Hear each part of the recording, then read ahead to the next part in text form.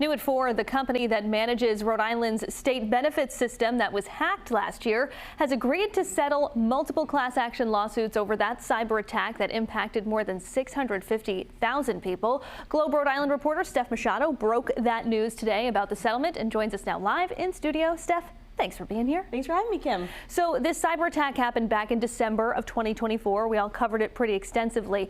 But what do we know about the settlement, and what could it mean for the people who had their, social security numbers and other private data stolen? Well, the specific details have not yet been disclosed, but what we do know is that Deloitte has agreed to settle the 6 class action lawsuits brought by plaintiffs on behalf of the hundreds of thousands of people whose private information was stolen from the RIBridges system, where they had applied for Medicaid, food stamps, child care assistance, private health insurance from HealthSource RI, and other programs. The settlement will need final approval, likely, in the next several weeks by a judge.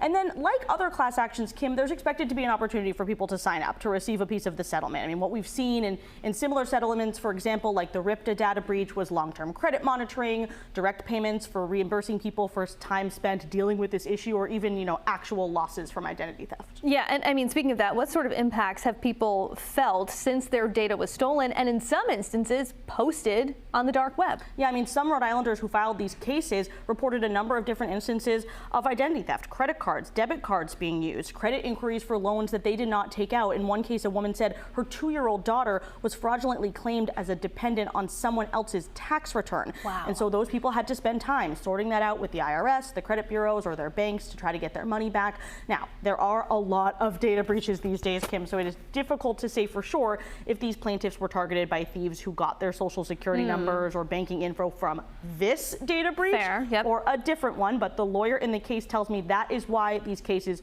typically settle, because it would be difficult to prove in court, even though the timing sure seems to line up. That makes sense. And you reported these class action suits are actually separate from the one that the state plans to file against Deloitte. We know Governor Dan McKee has said that he wants to hold the company accountable. So where does that effort stand? Yeah, so Deloitte did pay $5 million back in February to the state to reimburse them for some of those immediate expenses incurred. Remember, Kim, they had to shut down the entire system, find a different way to sign people up for health insurance, hire a cybersecurity firm, all of that. It's not clear if there'll be more payments. The Attorney General has said he was looking into potential legal action. I did check in this week with Attorney General Nerona. His office says they are still investigating. And Deloitte's $200 million contract with the state is up June 30th. I have not yet heard back from the McKee administration this week if they're considering renewing that or finding a new vendor. We know you will stay on top of it. Steph Machado from the Globe Rhode Island. If you want to see that full report right now, you can head to globe.com/RI. Steph, thanks for being here. Thanks, Kim.